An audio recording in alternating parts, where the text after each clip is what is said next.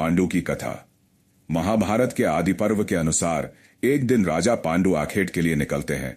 जंगल में दूर से देखने पर उनको एक हिरण दिखाई देता है। वे उसे एक तीर से मार देते हैं। वह हिरण एक ऋषि निकलते हैं तो अपनी पत्नी के साथ मैथुनरत थे। वे ऋषि मरते वक्त पांडु को शाप देते हैं कि तुम भी मेरी तरह मरोगे जब तुम मैथुनरत रहोगे। इस शाप के भय से पांडु अपना राज्य अपने भाई धृतराष्ट्र को सौंपकर अपनी पत्नियों कुंती और माद्री के साथ जंगल चले जाते हैं। जंगल में वे सन्यासियों का जीवन जीने सहदेव पांडवों में सबसे छोटे भाई थे और नकुल के जुड़वा भाई थे। वे बहुत बुद्धिमान, शांत और ज्योतिष के महान ज्ञाता थे। सहदेव को पहले से ज्ञात था कि कुरुक्षेत्र युद्ध होगा और कौन जीतेगा, लेकिन श्री कृष्ण के आदेश पर उन्होंने मौन व्रत लिया और कुछ नहीं बताया। युद्ध में उन्होंने शौर्य पूर्वक युद्ध किया और कई योद्धाओं को पराजित किया। सहदेव का चरित्र ज्ञान, विनम्रता और निष्ठा का प्रतीक है। उन्होंने हमेशा धर्म का साथ दिया और अपने भाइयों के साथ धर्म की विजय में योगदान दिया।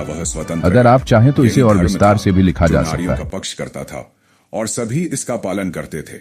एक उद्दालक नाम के प्रसिद्ध मुनि थे जिनका श्वेतकेतु नाम का एक पुत्र था।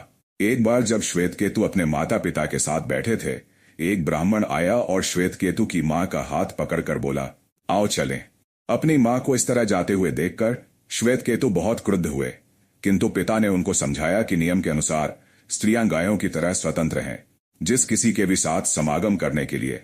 इन्हीं श्वेतकेतु के द्वारा फिर यह नियम बनाया गया कि स्त्रियों को पति के प्रति वफादार होना चाहिए और पर पुरुष के साथ समागम करने का पाप भ्रूण हत्या की तरह होगा। पांडु और भी कथाएं सुनाते हैं और कुंती को विश्वास दिला देते हैं कि पर पुरुष के साथ संतान पैदा करने से उन्हें पाप नहीं लगेगा।